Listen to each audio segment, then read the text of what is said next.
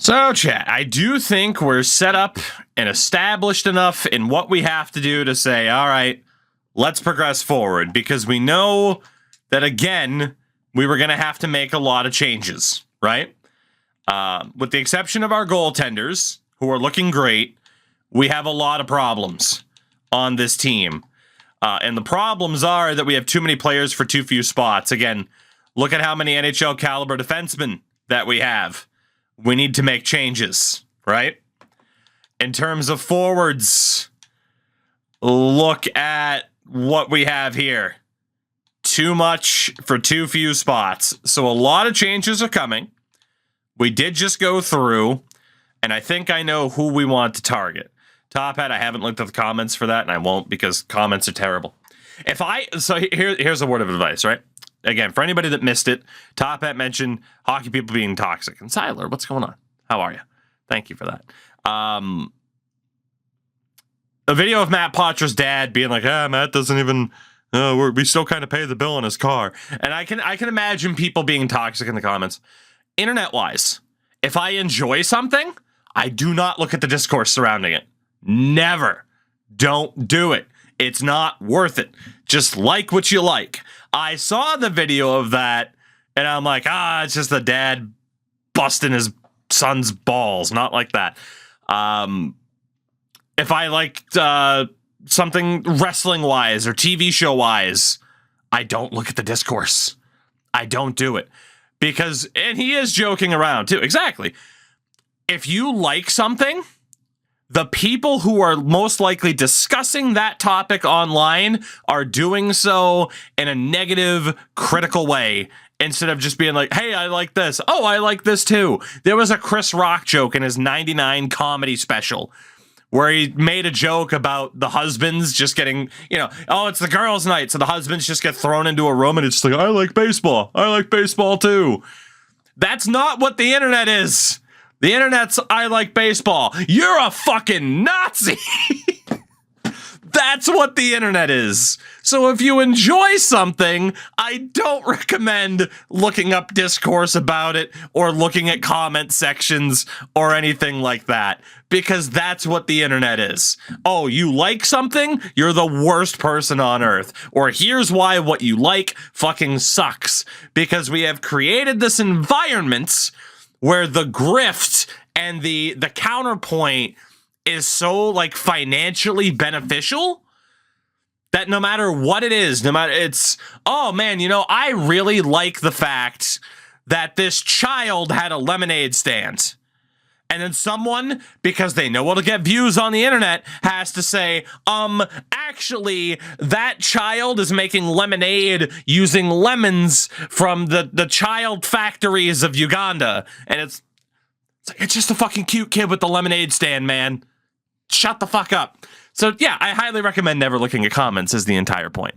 I like Pokemon. So did Osama bin Laden. It's true, though. He had those fucking hard drives with random-ass Pokemon on them. It's true. Didn't get a notification. Bagel, hello. Hello. Welcome to the internet discourse stream. Welcome in. Fucking hell. Anyway. So we went through all the prospects that are out there, given the talent. You like that segue, by the way? All the talent that we're going to have to get rid of, looking for top prospects. The team that caught my eye happened to be the Ottawa Senators. They have two players in particular right here at the top, Lowe and Weller. This was the guy, like I said, 63 overall medium franchise medium elite. Within a year, he's a 79 overall medium franchise. I'm pretty sure he's going to be untouchable, but we could try, right? You could try. At the same time, I don't think we have the value to pull it off. We might be aiming too high there.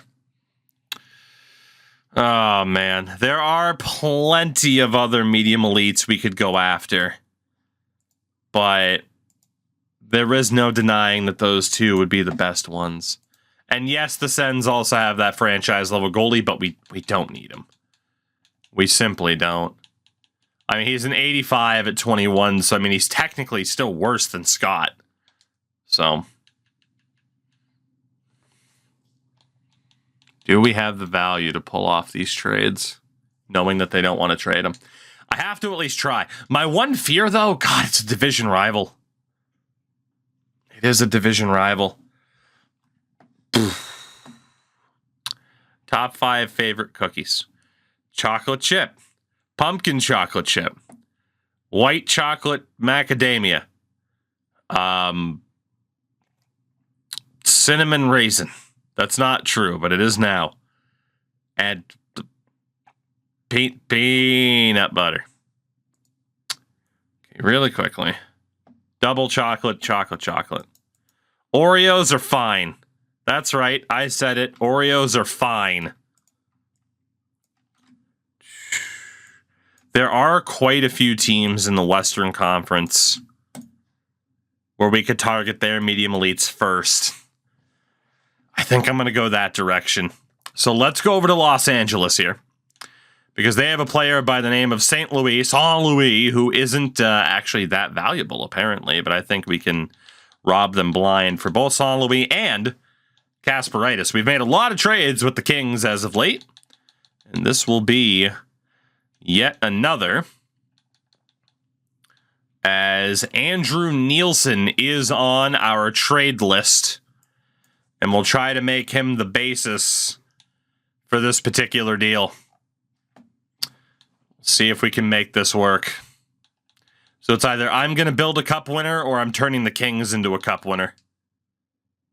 Sweeten the value just a touch. So Andrew Nielsen for San Luis, Kasparaitis, a 5th and a 6th. That is a done deal as we make yet another move with the Los Angeles Kings.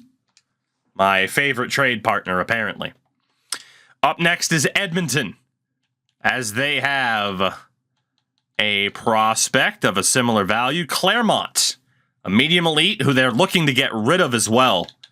So that should be easy enough to pull off. Carl Grundstrom is finally on our trade list. Will that go through 1-for-1?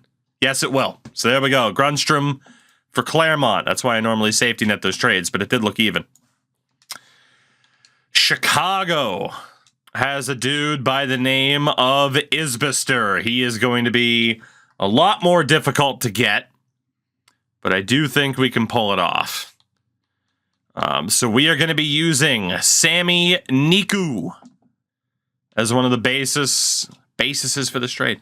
Texie, very, very likely. Yeah, actually, I'm down. And a little bit, of course. Virta staying, Sauve staying, Kachuk, Timashov, Kehrer is also going. So if we could use Niku and Kehrer to pull this off, that wouldn't be that bad. And then we can just randomly take back David Schlemko. Does that go through? Niku and Kehrer for Isbister and Schlemko. Safety net it with a 4th. Again, they don't want to trade Isbister, so it's going to be difficult to pull this deal off. We are going to have to give up a lot. Also, the menu for this is lagging like hell. There's like input delay. We were also going to use Michael Rasmussen in a trade. So let's add somebody else to the deal. How about Pius Suter? Niku, Kehrer, Rasmussen for Isbister, and then 2 tack-ons. There we go. All right, so we do use 3 good players, but it gets us another promising medium elite. Here's the point where we have to save. And we have to save because there is one player left on an Eastern Conference team. That player is Grachev, who we tried to acquire a few years ago, last year, and the game glitched out and didn't actually give him to me after completing the trade. So we're going to try this again using Matt Duchene, who does have to go. Safety net it with picks. And apparently I robbed myself on the deal, but Matt Duchene for Grachev and picks. Did Grachev actually go to our team?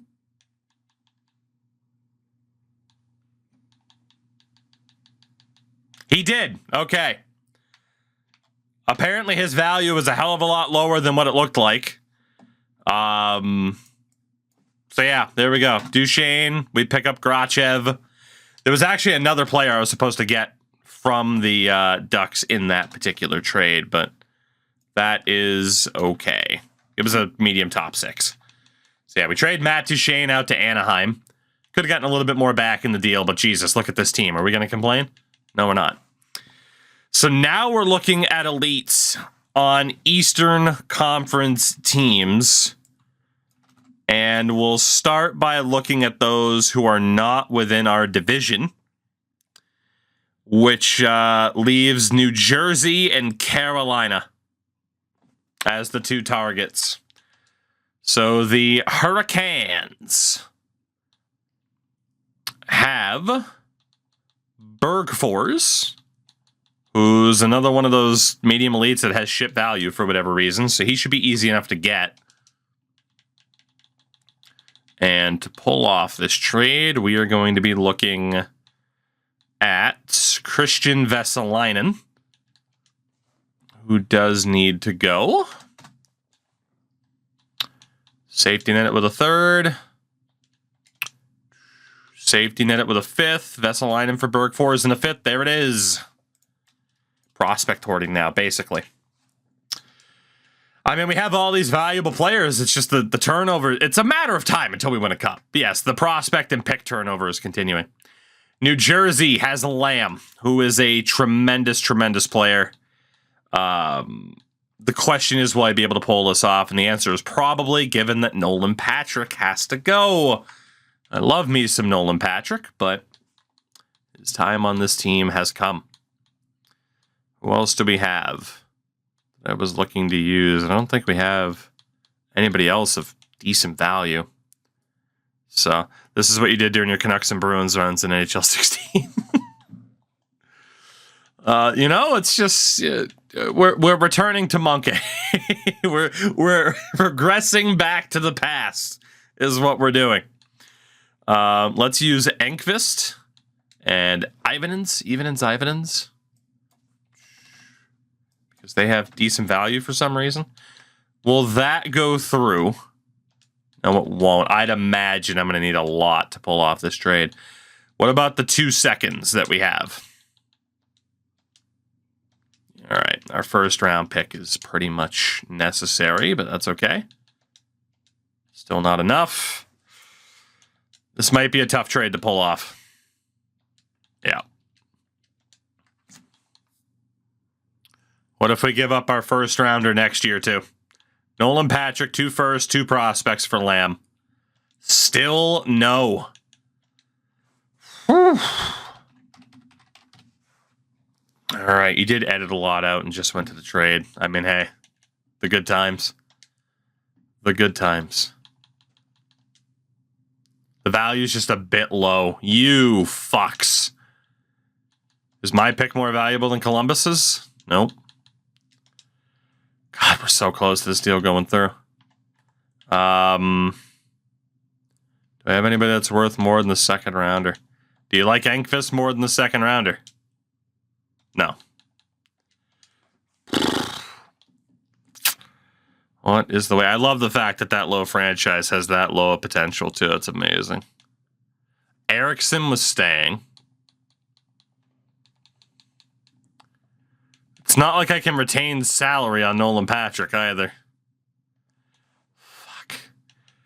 We got to take out Ivanens, I would say. And add the 2 seconds. 2 firsts, 2 seconds, and Nolan Patrick. I'm getting robbed on this deal. New Jersey, take it.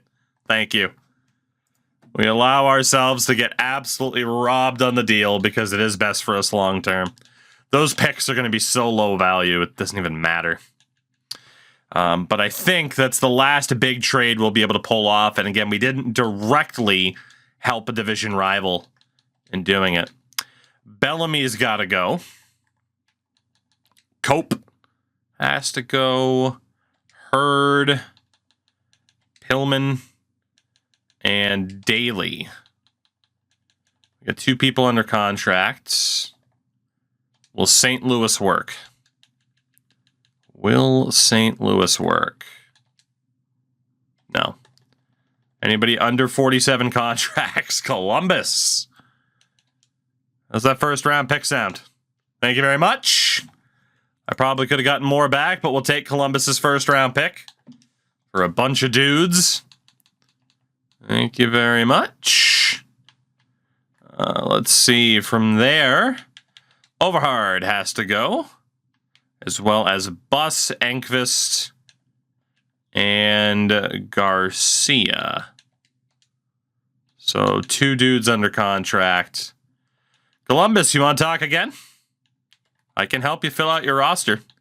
Second rounder next year. Oh my God, first rounder next year? No. How about the third rounder this year and the second rounder next year? And I robbed myself on that trade too. Well, thank you very much to Columbus. And with that, we can take a look at our roster again.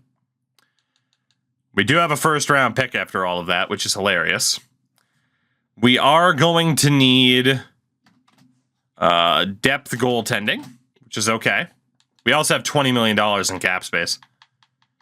In terms of the defense, it is Corbin, Murata, Sauve, Riley, Doughty, and now Bergfors, who's a depth defenseman. We'll play him, and then we'll need a depth option. And then the AHL. AHL can be Linzen, Boyd. Let's do Shing and Ruchin, Bannock, and Schlemko. Noted legend David Schlemko. Now when it comes to the forwards, all bajillion of them. Oh, we didn't even get rid of Ivanens. Oh, let me see if I can do that. Columbus. You want another one, CBJ? Here, I will allow you to absolutely rob me on this trade, Columbus. In terms of pure value, absolutely rob me. Apparently not. Never mind. They're not that dumb, at least. There we go. Take out a 4th. It's fine. I mean, hey, if we bully Columbus, is it even bullying? They bully themselves. All right. So then we have Huberdeau, Locke, Matthews, Virta, Kachuk, Timashov, Caffrey, Howden, Bristle, Foster, Erickson, Hanoun. And then the AHL is going to be Veleno, Roche, Lamb will be in junior, Grachev, which is tremendous, Abstreiter, Claremont, and Kasperitis, Scott, Pia Suter, and then we need some depth as well. All right, but we're pretty much on track. Pretty much. So forwards. I need a depth forward for the NHL. Who do we like the most out of these guys here? I'm leaning towards Nick Patan. Let's go for Nick Patan. Let's go for Nick Patan.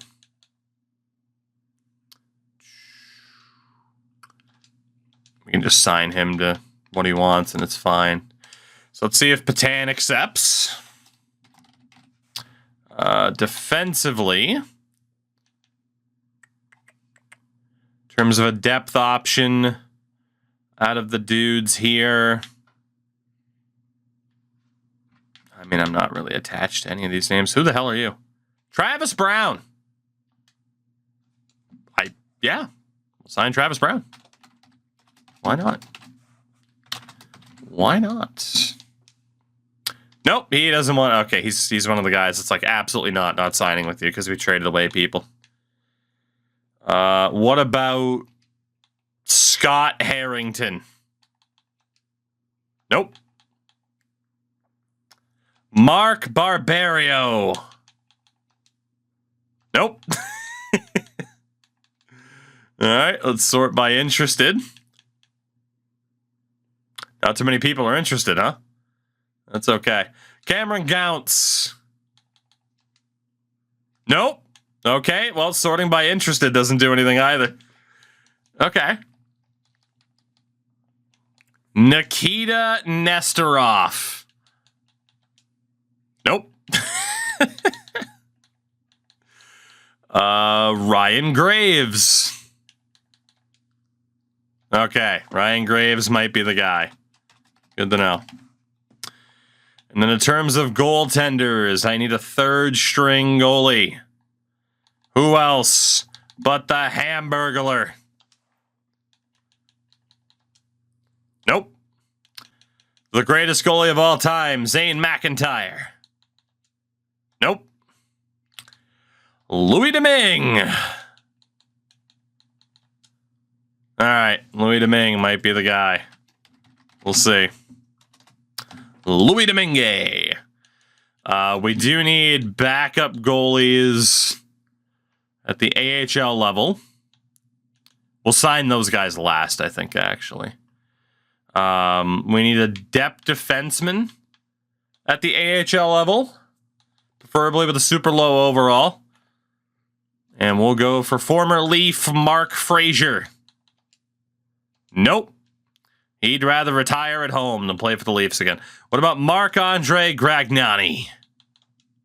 Yeah, Marc-Andre. That's my guy. Former Portland Pirate. That's my guy. Then we need a couple of veteran forwards as well. How the fuck are you still a fourth liner?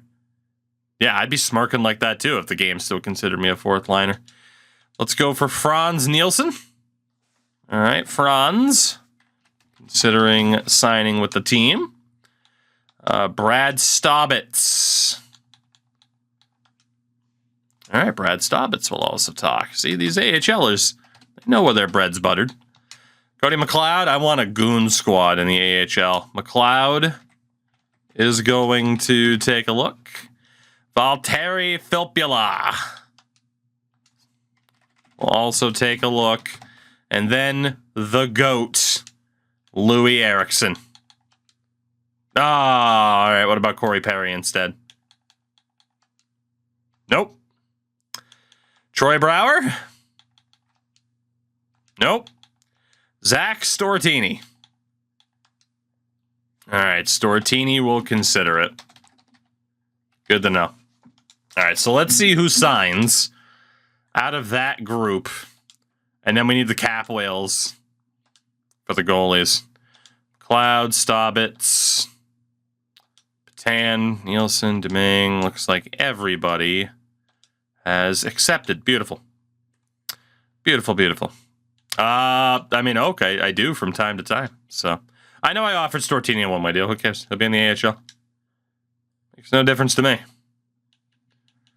All right, so we need AHL depth goaltending. For Crash Andrews' sake, we'll offer Justin Pogge a boatload of money. Give Pogge that retirement money. Because it's Justin Pogge. Almost $16 million. For Leafs legend Justin Pogge. Please sign. Pogues. Uh-oh. Pogge. Okay, that might be glitched. That might be glitched.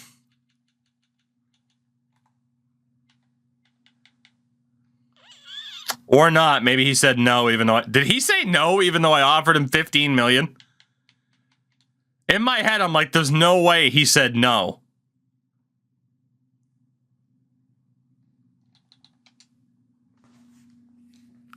I offered him $16 million, and because of the morale mechanic, he's like, nah, no thank you. All right, Al Montoya. Happy to be here. Albert. Alvin. Almanzar. Nope, you also... I can't give away $15 million. These guys have a hell of a lot more pride than I would. Fucking hell. Brian Elliott? One of these days, someone will accept my offer of $15 to $16 million.